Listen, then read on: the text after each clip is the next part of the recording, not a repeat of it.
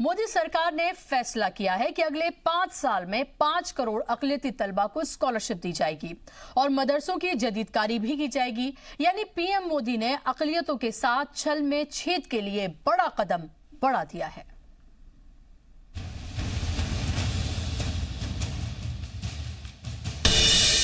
सबका साथ, सबका विकास, तभी बढ़ेगा अक़लियतों का विश्वास। बेटियों का मुस्तकबिल संवारेगी मोदी हुकूमत।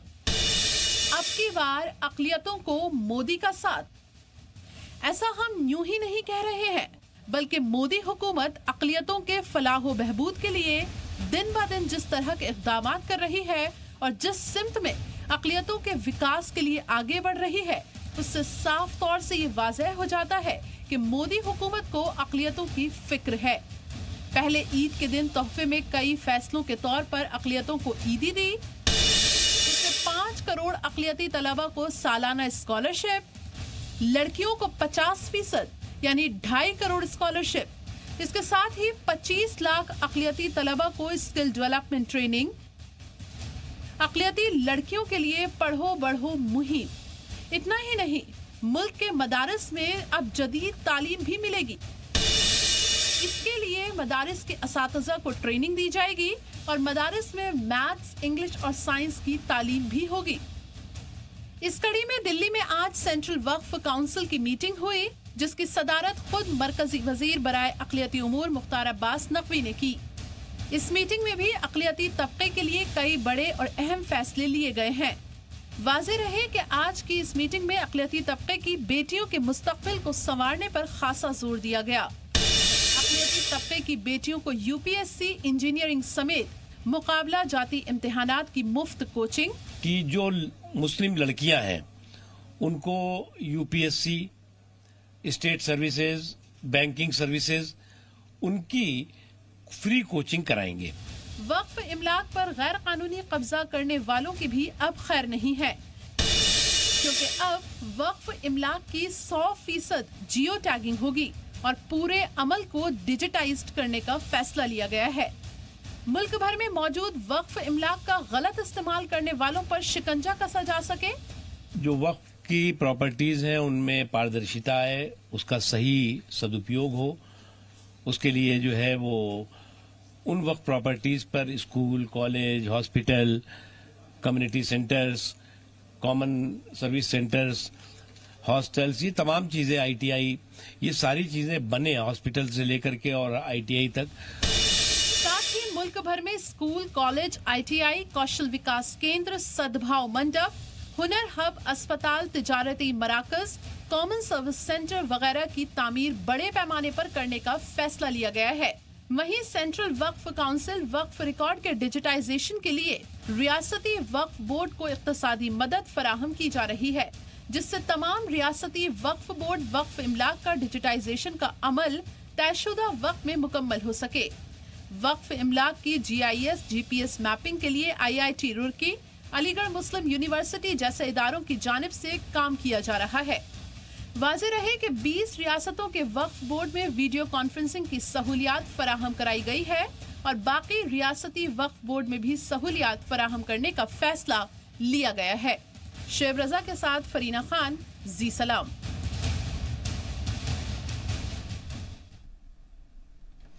तो जब सेंट्रल हॉल से वजीर आजम ने मुल्क को खिताब किया था और खास तौर पर अक़लियती तबके की बात की थी और ये कहा था कि उन्हें छला गया है, उनका यकीन हम जीतने की कोशिश करेंगे, छल में छेद करेंगे हम, तो लोगों ने कुछ सवाल उठाए थे। लोगों ने कहा कि अभी कहा जा रहा है, देखना होगा कि कथनी और करनी में क्या कोई फर्क तो नहीं है, आगे किस तरह के कदम उठाए जाते हैं, इस तमाम तरह के सवाल उठाए गए थे और उसी का जवाब वजीर आजम नरेंद्र मोदी ने दिया है। उन्होंने कहा है कि 5 साल में 5 करोड़ अक़लियती जो तलबा हैं उनको स्कॉलरशिप दी जाएगी।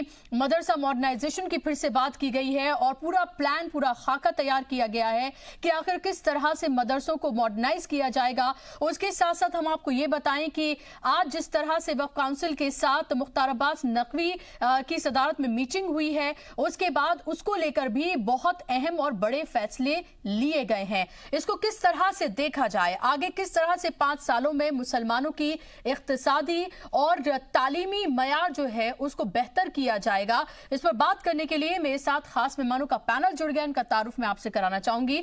मेरे साथ मुफ्ती शमून कासमी साहब है, इस्लामिक स्कॉलर के तौर पर मेरे साथ जुड़ गए हैं। Doctor Gulrez Shaikh BJP spokesperson मेरे साथ जुड़ गए हैं। प्रोफेसर डॉक्टर प्रवेश कुमार हैं, पॉलिटिकल एनालिस्ट के तौर पर मेरे साथ जुड़ गए हैं। और संतोष पाठक सीनियर जर्नलिस्ट के तौर पर मेरे साथ जुड़ गए हैं। तमाम मेहमानों का बहुत बहुत इस्तकबाल है। शुरुआत में डॉक्टर गुलरेज आपसे करना चाहूंगी कि जब वजीर आजम ने सेंट्रल हॉल से खिताब किया था तो कुछ लोगों ने सवाल उठाए थे, लेकिन अब शायद उन्हीं लोगों को ये जवाब भी दिया गया है और साथ साथ उन 17 करोड़ मुसलमानों को जो इस मुल्क का उतना ही हिस्सा है जितना कोई भी यहाँ पर रहने वाला बाशिंदा, उनको लेकर खास तरीके से नजरसानी की गई है। और ये कहा गया है कि 5 साल में 5 करोड़ मुस्लिम तलबा को स्कॉलरशिप दी जाएगी। मुझे बताइए कि किस तरह से ये पूरा खाका तैयार किया जाएगा और कैसे ये यकीनी बनाया जाएगा कि लोगों तक स्कॉलरशिप पहुंचे। देखिए बुशरा, इसके दो पहलू हैं। एक तो किस प्रकार से खाका तैयार किया जाएगा और दूसरा है ट्रस्ट वाला विषय। तो किस प्रकार से किया जाएगा, तो वॉक द टॉक वाली जो हम बात करते हैं उसका आरंभ तो इसी में हो गया है कि पहले 100 डेज का जो रोड मैप तैयार हो रहा है, जिसमें वक्फ की प्रॉपर्टीज हुआ, मुस्लिम्स के एजुकेशन हुआ और स्किल डेवलपमेंट हुआ, इन तीन के ऊपर कंसंट्रेशन रहेगा। यह अपने आप में दर्शाता है कि आपने यदि 100 दिन की अवधि में कुछ ना कुछ करने का सोचा है तो आप वॉक द टॉक वाले विषय पर हैं। दूसरी बात यदि हम बात करें तो देखिए हमारे लिए जो, और विशेषकर प्रधानमंत्री जी के लिए जो मुसलमानों का विकास है, यह एक मसौदा है, ना कि वोटों का सौदा है। और मैं ये बात इसलिए कह सकता हूं क्योंकि हमारा पिछले 5 साल का रिकॉर्ड अब हमारे पास है। आप देखिए पिछले 5 वर्षों में सबसे पहला काम क्या हुआ कि जो मुस्लिम किसी एजुकेशन के ऊपर व्यय होता था केंद्र सरकार का, तो वो होता था 2000 करोड़ रुपया। उसको बढ़ाकर 5 वर्षों में हमने किया 5000 करोड़ रुपया।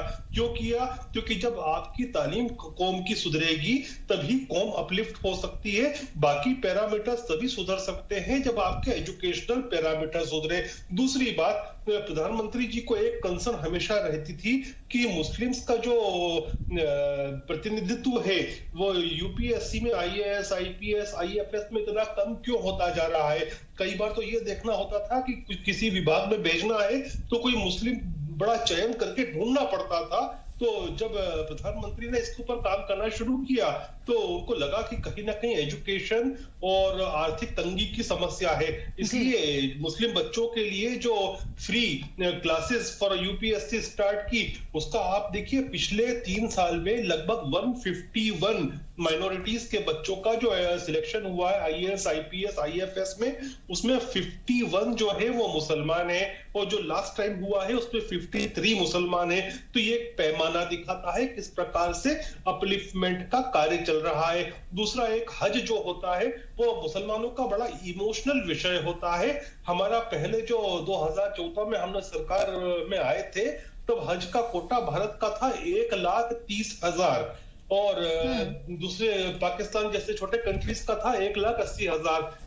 हमने सबसे पहले ये कार्य स्टार्ट किया कि हमको इसको बढ़ाना है। और रिसेंटली जब सुल्तान आए थे, जो क्राउन प्रिंस आए थे सऊदी अरेबिया के, तो खुद पीएम ने उनके सामने बात रखी थी और परिणाम स्वरूप क्या हुआ पता है कितना है हमको? आज हमको है 2 लाख का हमारा कोटा है, just next to Indonesia. Gulrez sahab, लेकिन मेरा आपसे सवाल ये है, गुलरेज साहब मेरा आपसे सवाल ये है कि मदरसा मॉडर्नाइजेशन की एक बार फिर से बात की गई है। ये कहा गया है कि जदीदकारी की जाएगी उन तमाम मदारिस की। मेरा सवाल आपसे ये है कि 2014 में भी ये बात कही गई थी और वजीर आजम ने ये कहा था कि एक हाथ में कुरान और एक हाथ में कंप्यूटर वो मुस्लिम तलबा के देखना चाहते हैं। अब फिर से 5 साल के बाद इसी बात को रिपीट किया गया है, नए तरीके से रखने की कोशिश की गई है। तो मुझे ये बताइए कि इसमें नया क्या है, क्योंकि 2014 में भी ये बात कही गई थी, अब 2019 में भी यही बात की जा रही है। यूपी में हमने देखा था कि कई मदरसों में दूसरी तरीके की चीजें कि कितने देशभक्त हैं, ये इन तमाम चीजों पर ज्यादा गौर किया गया था। हालांकि मैं कोई नेगेटिव बात नहीं करना चाहती हूं, लेकिन मेरा आपसे सवाल यह है कि आखिर अब 5 साल फिर से आपको दिए हैं अवाम ने और उसमें तमाम अवाम शामिल है, अब फिर से आप क्या करेंगे ऐसा?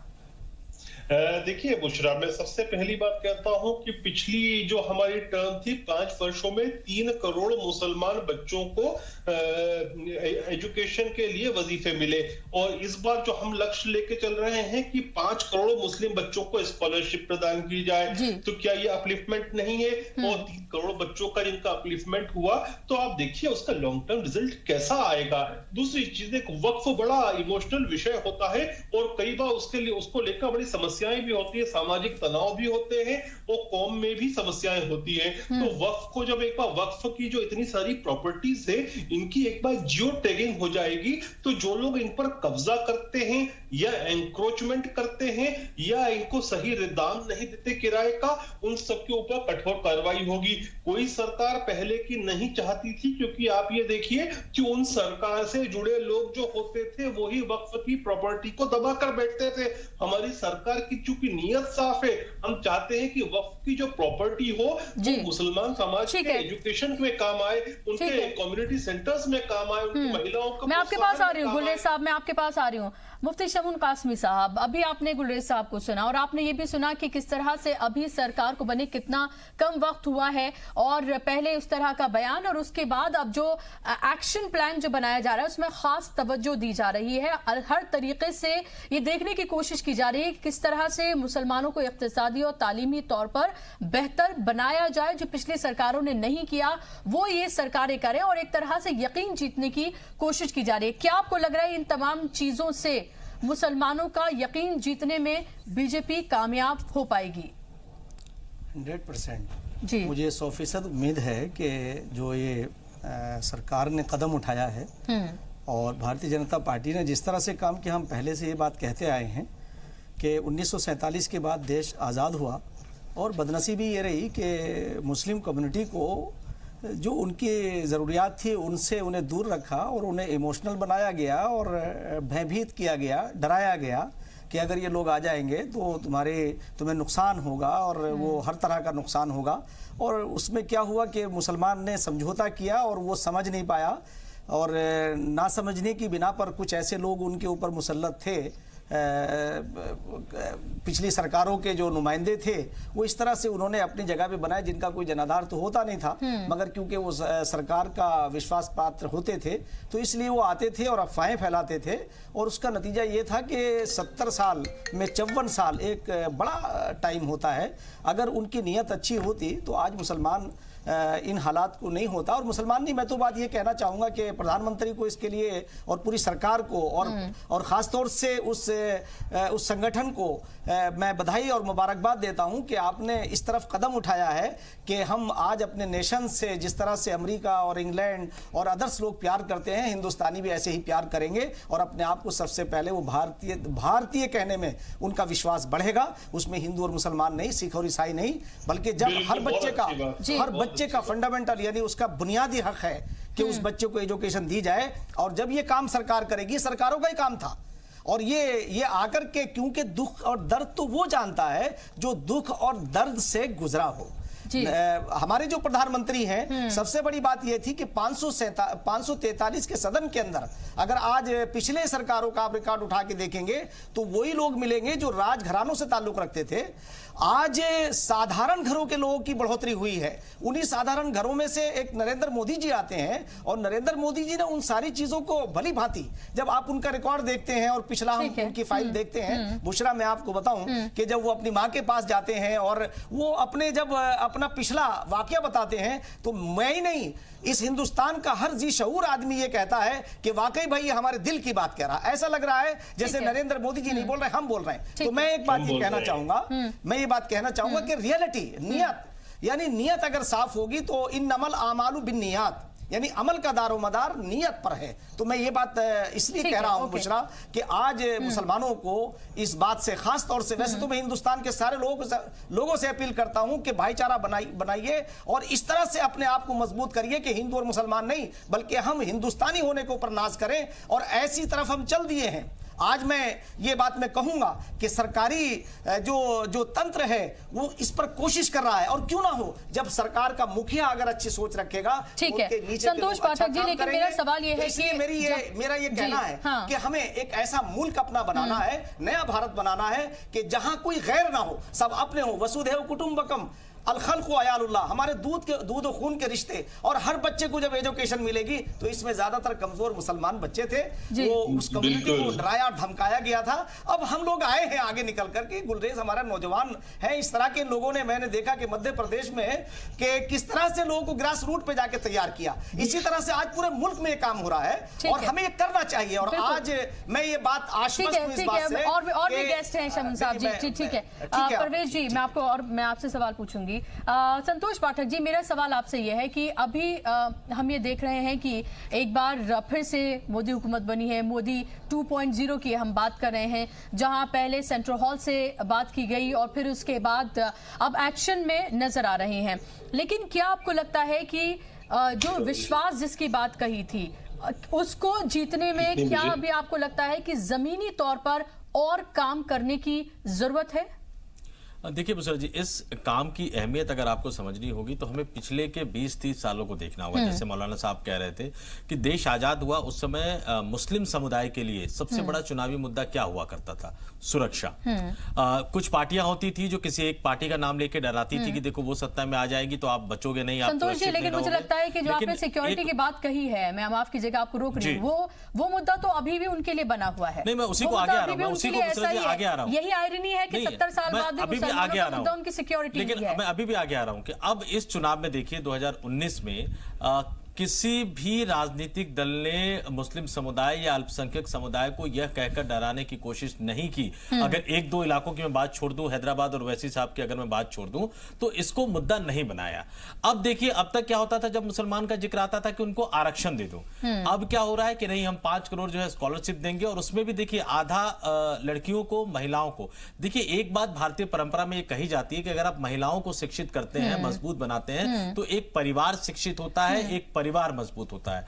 तो उस चीज से आगे बढ़ के 5 crore scholarship, skill development program यानी रोजगार की बात कही जा रही है, महिलाओं को सशक्त बनाने की बात कही जा रही है। और आज कैबिनेट की बैठक है बुशरा जी, उसमें 3 तलाक को लेकर एक बार फिर से चूंकि लैप्स हो गया है, वो लोकसभा में पास हुआ था, तो उसको लेकर नई से सिरे से काम शुरू किया जाएगा। हो सकता है कि कैबिनेट आज अप्रूव करे उसको लेकर।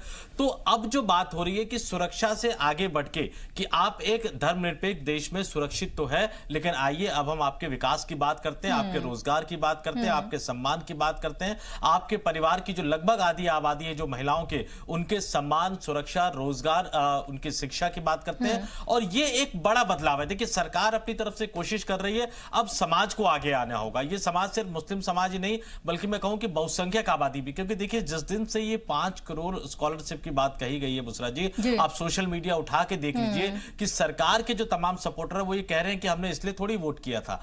तो उनके लिए भी आप सोचिए कि कितनी मुश्किल है, उन्हें अपने वोट बैंक को एड्रेस तो करना ही है, उनको समझाना ही है, और साथ ही उनको यह भी बताना है कि देखो ये देश की 17 करोड़ 18 करोड़ आबादी है और इनको पीछे छोड़कर देश आगे नहीं बढ़ सकता है, और इनको साथ लाना होगा कि बेटा हमारे साथ ये कंपीट करे। और जैसे कि बीजेपी के प्रवक्ता बता रहे थे, मैं व्यवहारिक तौर से ये जानता हूं कई मंत्रालयों में इस तरह की दिक्कत होती है कि ये कहा जाता था कि हमें मुस्लिम प्रतिनिधित्व देना है, तो मुस्लिम अधिकारी नहीं मिलते थे उस कैडर, उस रैंक के, कि उनको आप सेक्रेटरी बनाए या कुछ और बनाए। तो ये समस्या निश्चित तौर पर बहुत ज्यादा है। और अगर हम शिक्षा, रोजगार, सम्मान की बात करते हैं तो हमें सरकार की तारीफ करनी चाहिए और थोड़ा इंतजार करना चाहिए कि इसके क्या नतीजे जमीन पर निकलकर सामने आ पाते हैं। डॉक्टर प्रवेश जी, आप तो तालीम से जुड़े हुए हैं और आप एक प्रोफेसर होने के नाते तमाम चीजें आप देखते होंगे। मेरा सवाल आपसे यह है कि आप इन चीजों को किस तरह से देख रहे हैं, क्योंकि न सिर्फ स्कॉलरशिप की बात कही गई है बल्कि वक्फ प्रॉपर्टीज की भी बात की गई है। उसको लेकर फौरन यहां पर आप ये देखें कि एक तरह से हम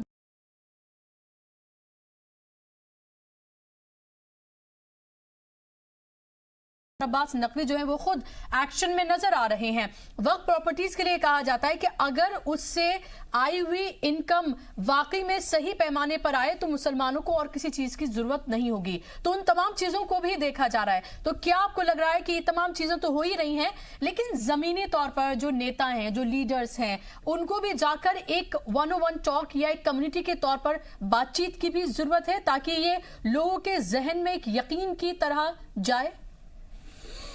बुशरा, सबसे बड़ी बात तो ये है कि देखिए भारतीय जनता पार्टी की सरकार इस समय उसको लीड कर रही है सरकार को। भाजपा का विचार क्या है ना, हमारे मौलाना साहब ने काफ़ी अच्छे से सारी चीज़ों को रखा। भाजपा का विचार समतामूलक समाज के लिए को लेकर के काम करता है, ऐसा उसको पढ़ने पे समझ में आता है। उस पार्टी को अगर पढ़ते हैं, अंत्योदय का कॉन्सेप्ट, समरसता का कॉन्सेप्ट, समता का कॉन्सेप्ट, उस समता के सिद्धांत में सभी लोग आते हैं। उसमें मुस्लिम भी आते हैं, उसमें और भी तमाम जो अकलियत के जो समाज है वो सब उसी के अंदर आते हैं। तो सरकार का ये जो निर्णय है उसकी आपको प्रशंसा करनी ही चाहिए। इसलिए करनी चाहिए क्योंकि हम लोग शिक्षा क्षेत्र में हमने देखा है, हमारे साथी तमाम जो मुस्लिम कम्युनिटी से हुआ करते थे, उनके पास आर्थिक कमजोरी होने के कारण से बहुत ज़्यादा ड्रॉप आउट वो करते थे, बहुत ज़्यादा वो छोड़ के चले जाया करते थे। हमने अपने सामने बहुत सारे बच्चों को देखा है जिनका जीआरएफ हो जाता था, वो लोग पढ़ लिया करते थे। एक बारी हमें याद है विश्वविद्यालय में हम लोगों ने 5,000 और 3,000 स्कॉलरशिप के लिए लड़ाई लड़नी शुरू करी, तो सबसे ज़्यादा धरने पर बैठने वाले लोग जो बच्चे थे वो मुस्लिम कम्युनिटी के आते थे। हम लोग उसको लीड कर रहे थे, पर मुस्लिम कम्युनिटी के लोग ज़्यादा इसलिए आते थे क्योंकि हम समझ रहे थे कि सबसे ज़्यादा दिक्कत उनको आ रही है। माइनॉरिटी मिनिस्ट्री से मौलाना आज़ाद चलती थी पर बहुत कम लोगों को वो मिल पाती थी।